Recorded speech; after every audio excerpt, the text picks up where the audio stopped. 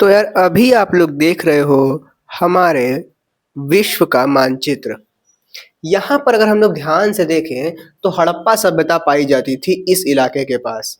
यानी कि जो सिंधु नदी का जो क्षेत्र है वहां पर हम लोग देखते हैं हड़प्पा सभ्यता को। ऋग्वैदिक काल में क्या होता है? ऋग्वैदिक काल में ये लोग इधर उत्तर भारत की ओर आते हैं।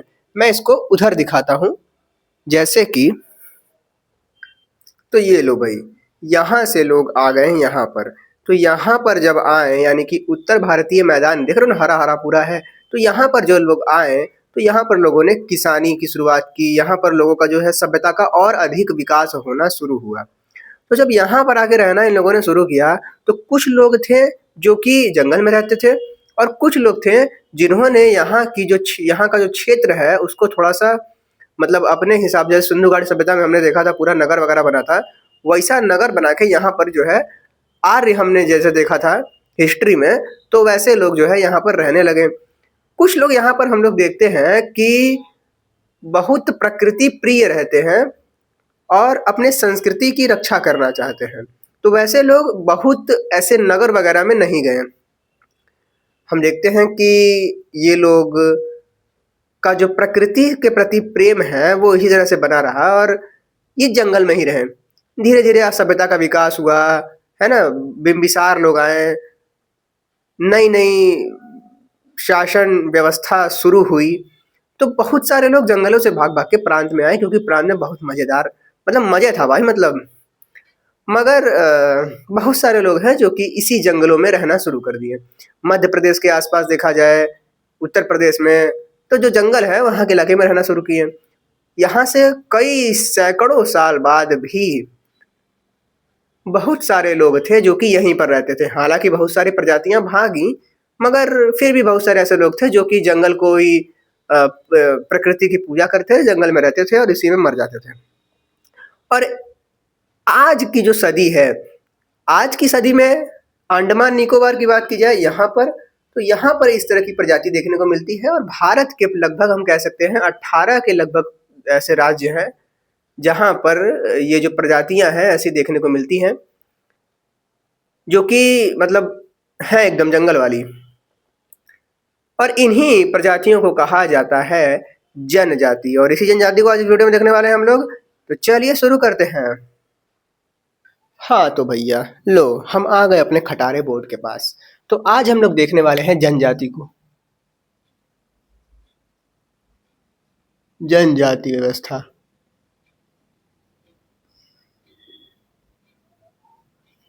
जब भारत आजाद हुआ तो कुछ लोग तो थे जो ब्राह्मण टाइप थे, है ना, त्रिपाठी उपाठी। अब कुछ थे जो कि कन्नौजिया जिसे हो गए हैं, जाट हो गए, ये सब एससी में रखे गए, इनको अछूत कहा गया। अब इन सब जातियों से अलग एक जनजाति थी जो कि जंगलों में रहती थी आजादी के समय। जंगलों में रहने का मतलब कि एकदम जंगली नहीं, मगर उनके पूर्वज जंगल में रहते थे और अभी भी उनका विकास बहुत नहीं हो पाया है। वो वैसे नहीं है जैसे शहर के लोग होते हैं। तो जो वो ये आदमी है जिसके पापा जी जंगल में रहा करते थे, जंगल में ही उनका हुबुलुलु नहीं होते, अंडमान निकोबार जाओगे तो देखोगे कि हुलुलुलु टाइप रहते हैं सब। तो वैसे वैसे लोगों की बात कर रहा हूँ। तो उनको एक अलग ही कैटेगरी में रखा गया, इनको कहा गया जनजाति, और जनजाति को कहा गया शेड्यूल ट्राइब एसटी। और इस पर आरक्षण भर भर के दिया गया सरकार के द्वारा, रिजर्वेशन। तो यही कहानी है आज की। हम लोग देखने वाले हैं जातिगत व्यवस्था को। हम लोग इनको आदि मानव भी कहते हैं।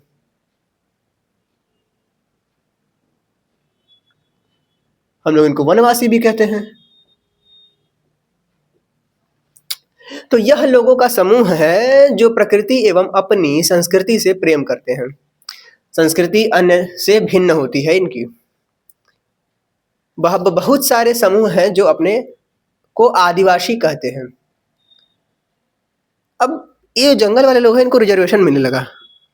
तो बहुत सारे जो छोटे मोटे लोग थे, छोटे लेवल के, वो कहें कि ससुरा हमको अगर रिजर्वेशन मिल जाए तो मजा ही आ जाएगा। अभी हम हैं एससी में, शेड्यूल कास्ट में, और अगर हम किसी तरीके से ये साबित कर दे कि हम शेड्यूल ट्राइब्स के हैं तो हमको ज़्यादा आरक्षण मिलेगा। तो वो लोग क्या करने लगे कि चले गए सरकार के पास कि हमको शेड्यूल ट्राइब्स में जोड़ो। तो फिर उसके बाद सरकार सोचती समझती है और सरकार कुछ संवैधानिक संविधान में ही चीज़ें डालती है कि शेड्यूल्ड ट्राइब्स जो हैं, जिनको अभी उठाना, समाज में आगे बढ़ाना बहुत ज़रूरी है, नहीं तो ये झिंगला-झिंगला करते रह जाएँगे। तो उनके लिए संवैधानिक उपाय किए गए। उन उपाय को हम लोग वीडियो में आगे देखेंगे। अभी के लिए कुछ चीज़ें लिखी हुई हैं, वो देख लेते हैं कि सरकार द्वारा प्रमाणित जातियों के लिए, जैसे गौंड शायद होता है, गौंड जाति है एक, गौंड, वो एसटी में आती है। एक मेरा दोस्त है, उसका नाम गौंड है, अमित कुमार गौंड। खैर, अनुसूचित जनजाति में रखा गया कुछ प्रमाणित जातियों को और उनकी एक सूची तैयार की गई। एसटी सरकार द्वारा आरक्षण और संवैधानिक सुरक्षा दिया गया एसटी को। वर्तमान की बात करें तो 730 से भी अधिक हम लोग कह सकते हैं एसटी वर्ग के अंतर्गत 730 से भी अधिक समूह आते हैं। ठीक है, तो अब प्रश्न आता है कि किस आधार पर हम किसी आदमी को एसटी कहेंगे। तो ये तो कॉमन चीज़ है कि ये लोग बहुत ही पिछड़ी जाति के होंगे, इनका आर्थिक लेवल बहुत लो होगा, बिल्कुल, है ना। अब कोई आदमी 1 करोड़ रुपया लेके आ रहा है, कह रहा है कि हमको एसटी में शामिल कर लो, तुम्हारे पास 1 करोड़ आया कहाँ है ससुरा। अनुच्छेद 366 में एसटी की परिभाषा संविधान बनाते वक्त डॉक्टर भीमराव अंबेडकर जी पहले ही लिख के चले गए कि आदमी कोई दिक्कतें ना हो। अब 366 याद नहीं होगा, कैसे याद करें 366? तो ऐसे याद कर लो कि एससी दिन में 3 बार, ठीक है, तो 3 से 3, 6 से 6, 366 याद रख लो। दिन में 3 बार से, तो ऐसे याद होगा, ठीक है। घटिया ट्रिक है, मिटाओ इसको। अब मैं तो ऐसे याद रखूंगा यार, मतलब अब करना पड़ता है ये सब अनुच्छेद याद रखने के लिए, ठीक है, हमारी मजबूरी है भाई, मतलब क्या बताऊं भाई, मतलब 66 में एसटी की परिभाषा दी गई है। और एसटी की परिभाषा दी क्या गई है? 66 में लिखा है कि एसटी वह वर्ग है जिसे अनुच्छेद 42 में रखा गया है। तो इसमें एसटी की परिभाषा दी गई जिसे अनुच्छेद 42 के अंतर्गत जनजाति माना गया है, वही जो है शेड्यूल्ड ट्राइब्स के अंतर्गत आएंगे। अब अनुच्छेद 42 क्या है? 342 मतलब, तो 342 क्या है?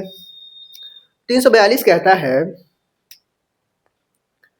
कि राष्ट्रपति किसी समूह को जनजाति घोषित करेगा। राष्ट्रपति किसी समूह को जनजाति घोषित करेगा। अभी की बात करें तो हमारी खुद ही द्रौपदी मुर्मू जो है शेड्यूल्ड ट्राइब्स के अंतर्गत आती हैं। अब वो जनजाति घोषित करेगा तो इसका आधार क्या है? तो इसका आधार अगर कोई पूछेगा तो बहुत जरूरी से याद रखना है कि इसका आधार कुछ भी नहीं है।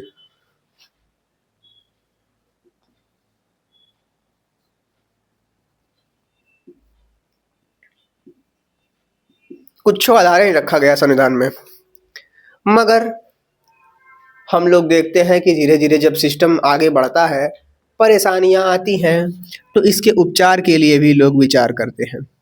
इन विचारों में हम लोग देखते हैं कि सन 1956 ईस्वी में सरकार द्वारा एक समिति है जिसका नाम है बी के लोकुट समिति।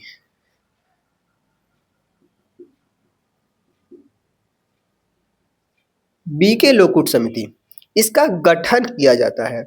ये समिति 1965 में अपनी एक रिपोर्ट सौंपती है सरकार को और ये कहती है कि एसटी के लिए जो बहुत सिस्टम गड़बड़ाया हुआ है ना, वो हम लोग शुद्ध कर देते हैं कि एसटी वही लोग हैं जिनके आदिम लक्षण हैं, जो हुलुलु हुलुलु करते हैं, है ना।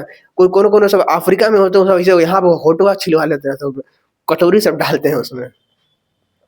अंडमान जाओगे तो देखने को मिलेगा। भौगोलिक अलगाव होगा इन लोग का।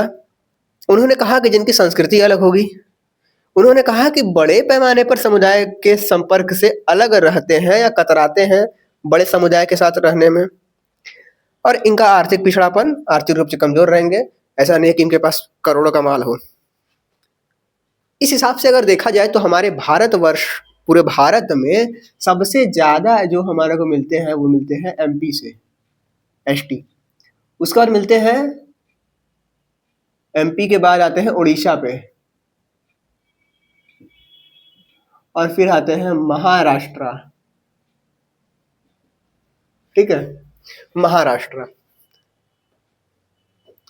पंजाब हरियाणा की बात करें तो यहाँ पर एक को नहीं है। दिल्ली पुडुचेरी चंडीगढ़ इनकी में यहाँ पर भी एक को एसटी नहीं मिलते हैं। एसटी समुदाय है ही नहीं, जीरो है। अब होंगे भी तो अब नया एकजुट होंगे, बहुत नगण्य होंगे, इसे न के बराबर कहा गया है। जनसंख्या अनुपात के मामले में बात की जाए, अगर एमपी की बात करें, मान लो ये एमपी है, ये मिजोरम है, ठीक है।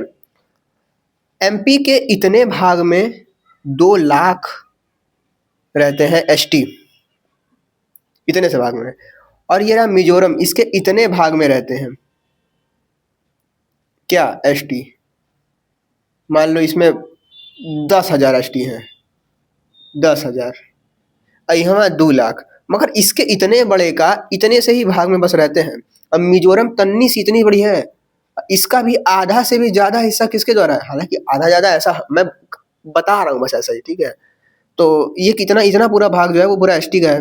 तो अगर इस अनुपात के हिसाब से देखा जाए तो मिजोरम आता है कहानी में हमारे फर्स्ट नंबर पे, जहां पर जनसंख्या अनुपात के अनुसार एसटी का जो जनसंख्या है वो अधिक है। इसके बाद आगे बढ़ते हैं तो कुछ लोग ये कहते हैं कि ठीक है एसटी के लिए कुछ जो उपाय किए गए हैं वो बढ़िया है, मगर एसटी के नीचे भी एक वर्ग आ गया है जो कि एकदम खत्म है, एकदम मतलब। तो उनको रखा गया हम लोगों ने पीवीटीजी के रूप में।